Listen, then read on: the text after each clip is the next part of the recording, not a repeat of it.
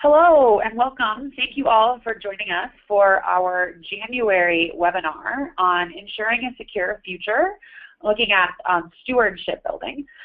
Happy New Year, and I hope all of you had a great holiday season. I'm excited that you're all here with us today, so thank you again for joining us.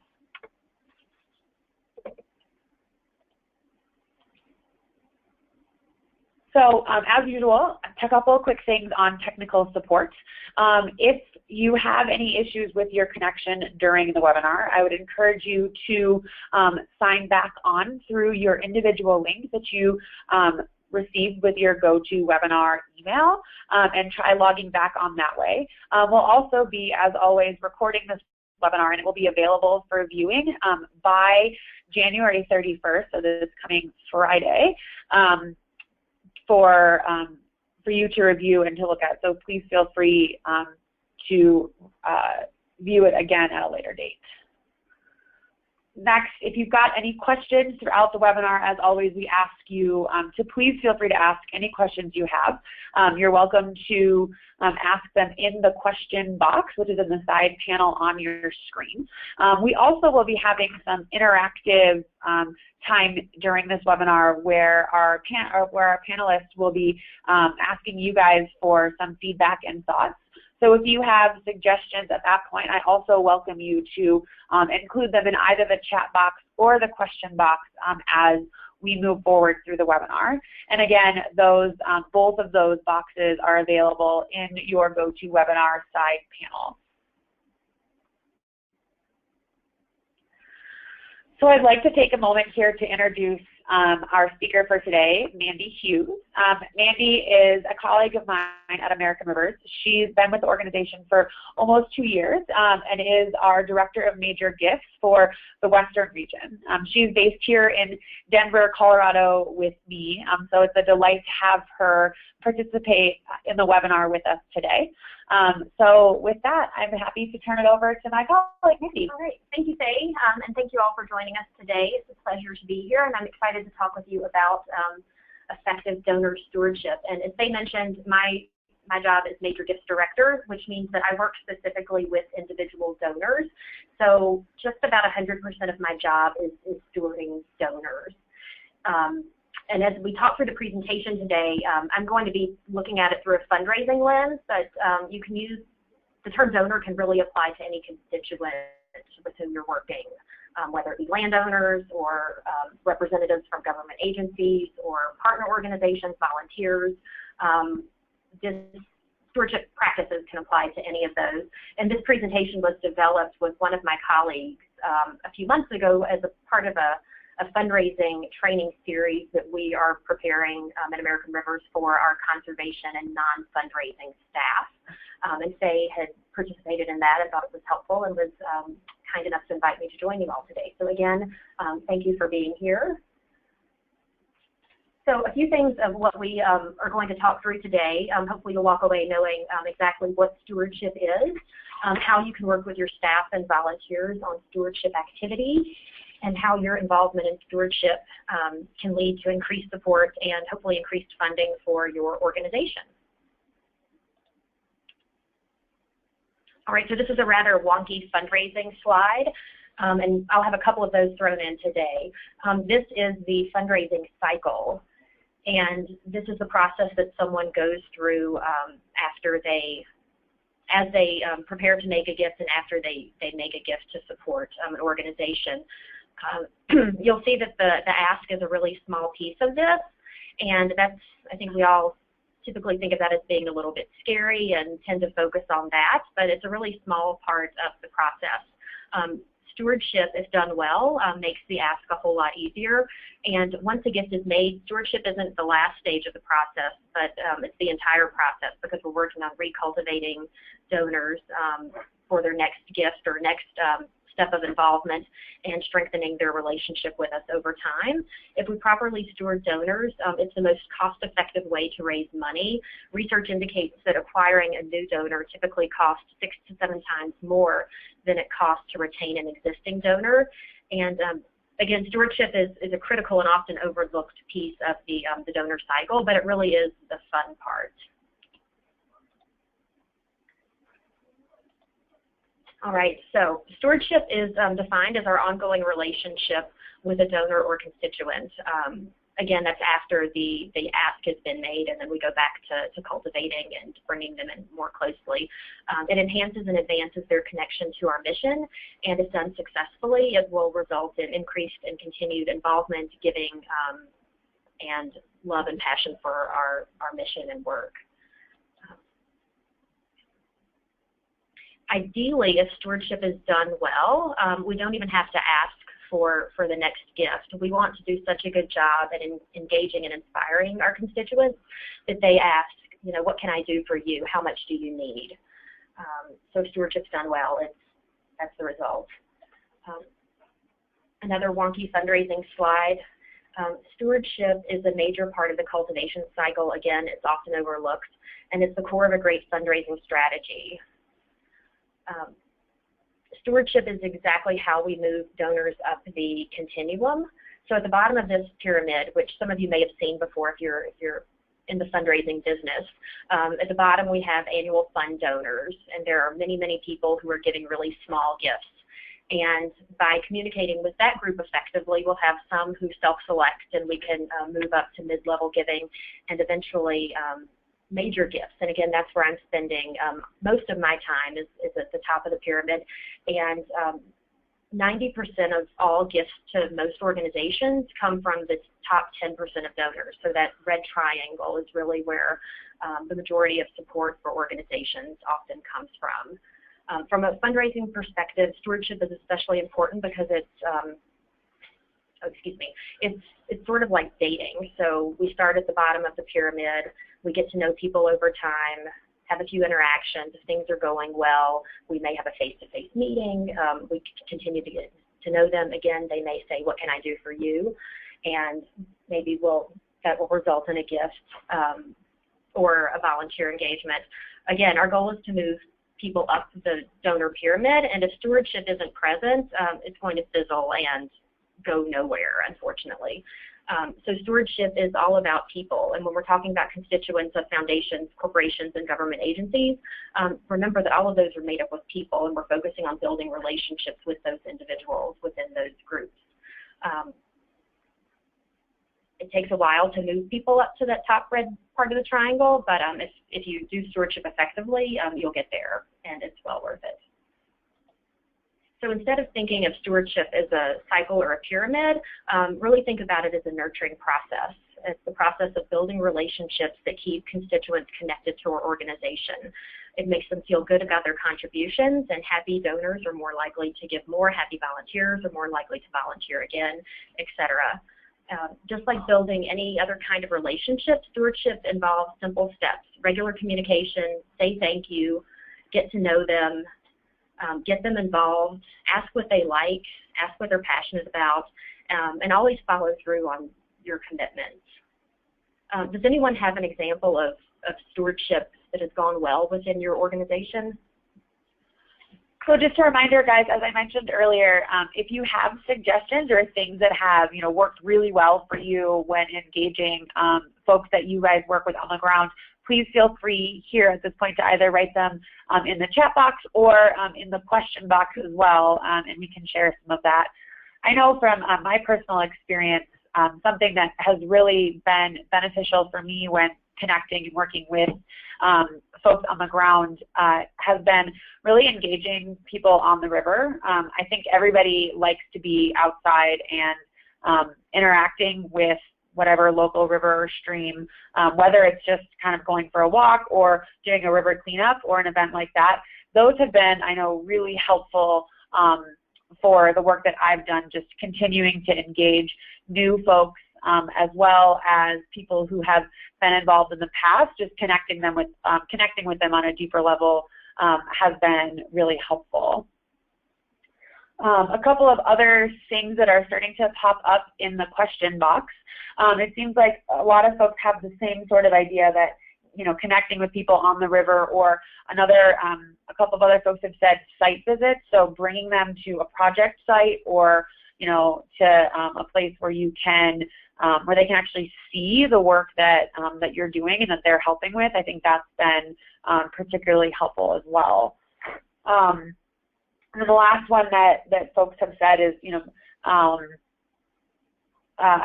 partnering with people on like big events and things like that, where they're able to, especially around corporate funders where they have, a lot of employees, getting people out on the river, whether it's, doing a project or just, doing some sort of paddle, working with not only the corporation as a whole, but their individual staff is a really great way to engage with people too. And if you guys have additional ones that sort of come up as we're working through the conversation, I would welcome you to kind of add them, because at the end of the webinar, we will be compiling all of this information and have it available for folks to review and to think about as you all move forward working with stewardship and with the stewardship of your organization. And I was reminded just a couple of weeks ago how impactful being on a river with constituents can be. Again, I work in the Northwest as well, and we hosted a river trip on the Skagit to view bald eagles, and we managed to get 2 of our major donors out on the river, people that I had been pursuing for a year and a half now, and within a few hours of paddling with them, got to know so much about them, and they're so connected to the organization now. And we really have a bond and a solid relationship that can take their support and involvement much further over time.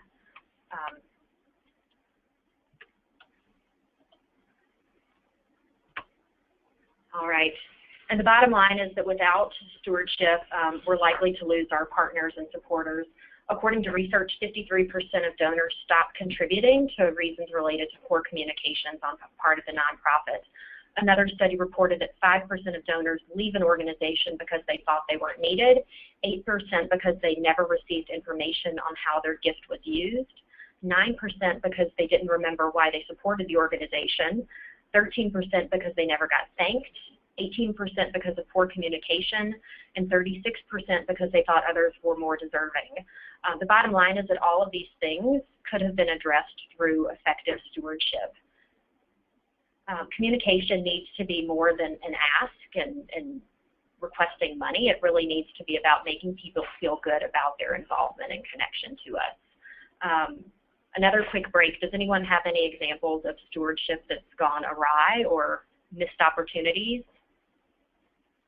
So again, feel free here, guys, to take the time to answer in the question box, thinking about opportunities where maybe you missed an opportunity to connect with folks. And I know that I've definitely experienced that when I've thought about ways that maybe I could have better connected with a constituent where I wasn't particularly aware of what they were interested in. And I think that, when you think about, as Mandy was saying, really learning what their interests are. So whether it's a donor or just somebody you want to engage, asking them to volunteer on a project that maybe is like right in their backyard, where they're able to really see and experience the work that they do and the efforts of their, of volunteering, that would be more beneficial than, asking them to go to an event that, wasn't in their backyard or that, a river that they didn't really have that much of a connection to. So just being really aware of, what people and what your constituents and volunteers are engaged with.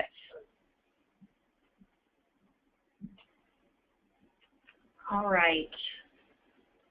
Well, we've all done stewardship so well that there's no negative examples. Good news. So let's back up a bit and look at the 4 basic components of donor stewardship. And all organizations should have a plan in place of what happens through this process. And I'm going to talk you through American River's process of donor stewardship. Acknowledgement is thanking someone for their involvement or for a gift. And this happens in multiple ways at American Rivers. Of course, we provide a very quickly sent tax receipt and thank you letter, which we're required to do. If the gift is from someone who we've been working to engage, or it's a larger contribution, we'll make a personal phone call that may come from myself or another development team member, or we may have someone like Faye or a conservation director make the phone call. For any donations that we receive of $10,000 or more, our CEO and president picks up the phone and makes a a thank you call and also sends a personal note. And we'll also ask our board members and volunteers to help thank donors. The rule of thumb is that every gift should be thanked 7 times, and we try to do that in multiple ways.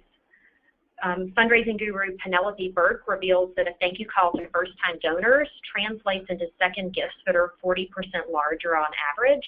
And again, thank yous should happen in multiple times in multiple ways. After we thank a donor, we want to recognize them appropriately. And this is where it's especially important to learn what your donor's wishes are and to follow them. If a donor wants to remain anonymous and then you list them in your annual report, that could be a deal breaker for future gifts. Some donors prefer to be recognized anonymously, especially with corporate and foundation donors. It might be appropriate to issue a press release or to share their story in a donor profile in a publication or to recognize them on social media. Again, just get to know your donor and find out what would make them feel good and happy to be involved. Reporting typically plays a larger role in complex foundation giving. But it's important with all gifts. Donors are investing in our work, and it's our responsibility to let them know how their involvement or gift has made a difference in our mission. And of course, behind stewardship activities that the donor sees are internal systems to keep us on track. We need to be sure that we're spending gifts appropriately and that we're tracking stewardship activities so we can effectively engage people through stewardship moving forward. We have a donor database, so we track our contacts. If Faye picks up the phone and makes a call, she'll let me know and we record that. And try to keep everyone within an organization on the same page of who's communicating with donors. If you don't have a donor database, you can do this in a simple Excel spreadsheet, and I'll be happy to share an example of that if anyone would like.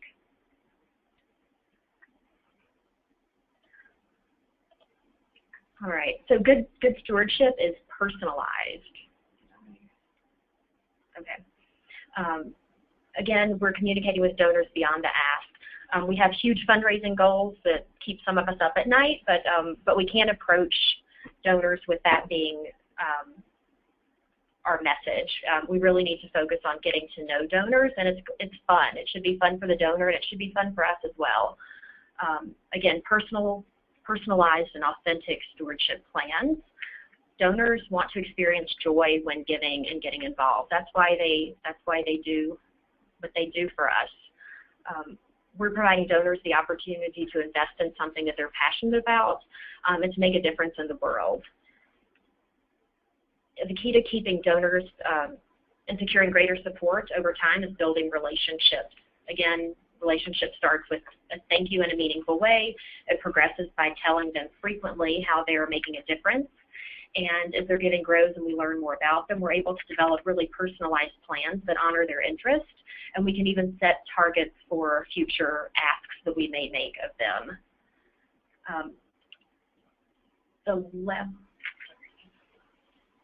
The level of personalization received is based upon where they are in the giving pyramid that we described earlier. In my job as a major gifts officer, again, I focus solely on stewarding donors. So all of the communication that I'm sending out is highly personalized. I realize that not everyone has time to do that or the necessity to do that. With major donors, I typically aim for 8 to 12 stewardship touches per year. For annual donors at the bottom of the pyramid, that may be quarterly.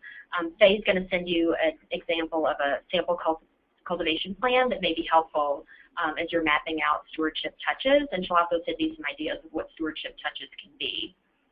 Regardless of how tailored your stewardship activities are, research shows that without good stewardship, nonprofits are leaving money on the table. 36% of donors give more generously to charities that communicate outcomes, and 44% of donors say that they could have given more than they actually contributed.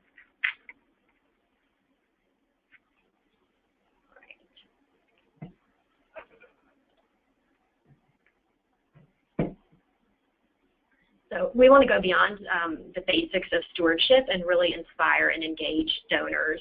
Our approach to stewardship includes commitments. We need to have integrity. We need to meet deadlines, honor our commitments, and follow through in a timely manner. And we need to honor donor wishes. Again, determine what their preferred method of communication is, whether that be anonymous, do they prefer to be communicated with via email or phone calls or snail mail. And the best way to determine what their preferred means of communication is to just ask. Personalized stewardship plans are carefully executed with the donor's passions in mind and the goal of securing future support or engagement.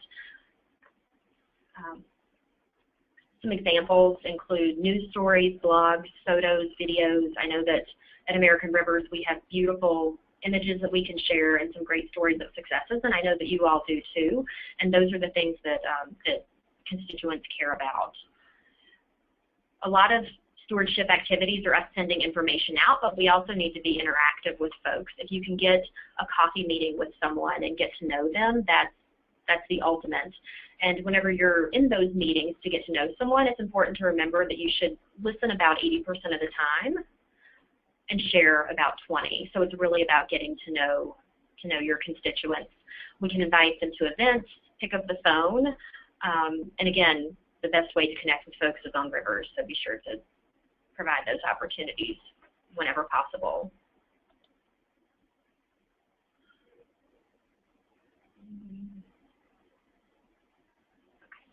So the bottom line is that stewardship is done through teamwork.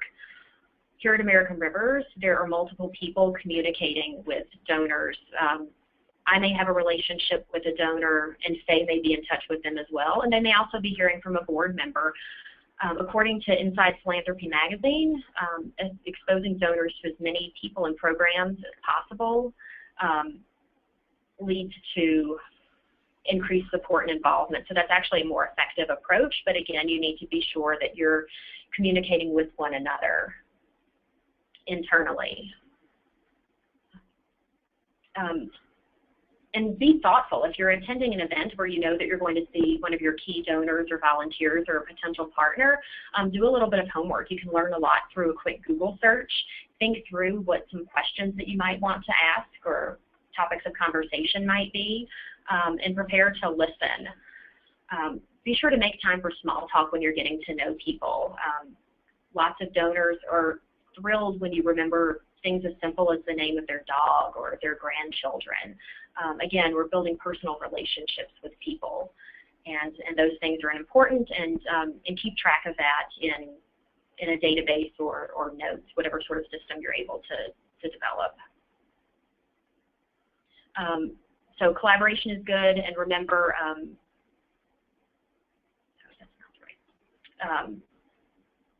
success is partnership and working together. All right. So there's a couple of tools and resources that are going to be shared with you. One of those is deeper cultivation questions that you can ask. Some of them are not appropriate for all audiences, but it's some ideas of things that you can include in conversations to learn more about your constituents. I'm also sharing a list of some stewardship ideas, and I'm sure that many of you have many other items to add to that. And then I'll also share a sample stewardship and cultivation plan that you can use to map out your annual contacts.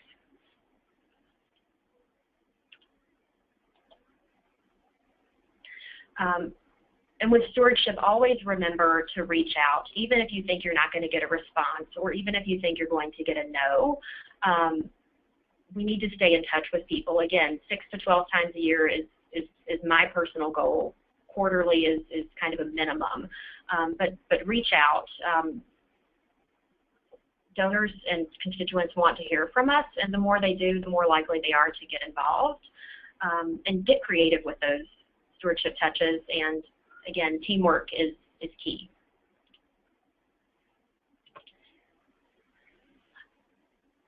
Questions? Yeah, awesome. Well, thank you, Mandy, for that really helpful overview on stewardship, thinking about both donors, volunteers, and other constituents. So I'd love at this time, we've got about 5 minutes left, to open up the question box for people to ask any other questions share any experiences, things that worked, things that didn't work, or haven't worked for you when thinking about stewardship and engaging with constituents and folks that you all work with on a day-to-day basis. So feel free at this point to ask additional questions. We've got a few that have come in already, so we probably have time for probably two questions. And as always, these questions will be available on the Blue Trails Guide website for you to review afterwards as additional questions come up. So Mandy, one question that folks have is, how do you reconnect with constituents once you've lost touch with them? I know that, and I know from my personal experience too, that there are times where you haven't talked to somebody in a long time. So what are good ways to re-engage with people once that kind of strong line of communication has maybe diminished a little bit over time? Well, I think you can always just pick up the phone, send an email, and just own it. Say, you know, we've missed you. I know we haven't been in touch with you in a while. Introduce yourself, and just offer to make a connection. And sometimes people respond favorably and are willing to meet you for coffee.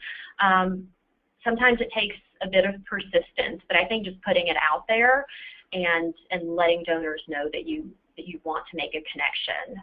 And just be persistent. If they don't respond to that first initial outreach, after 2 or 3 touches, they'll probably finally get back to you. But it takes persistence, and I have been in the individual fundraising business for 13 years, and in my experience, I've gone years before someone will move. But don't move on too quickly. I would keep trying. Great. The next question that we've got is, you had mentioned earlier different types of reporting for various levels of volunteers. So how do you decide, you know, whether it's a major donor or just kind of your annual member or a volunteer, how much information to share with them, and what sorts of things would you suggest sharing with people? I think it depends on how many constituents you're working with and how much bandwidth you have for this. I realize that fundraising or stewardship is not at the top of everyone's job description. So if you can carve out a couple of hours a week to really focus on this with people who are more closely involved, you want to communicate things that you know they care about. If you've made movement on a specific river or with us a specific dam removal project, I'm sure that I'm reporting back very specifically what people care about. If you don't have a lot of time to personalize and you don't have those personal connections yet, it's helpful to just send out a quarterly update of what your organization is doing in general. And always a good question to put out there for people is, you know, what is your connection to rivers? I really want to learn about what motivates you to be a part of our work. Awesome.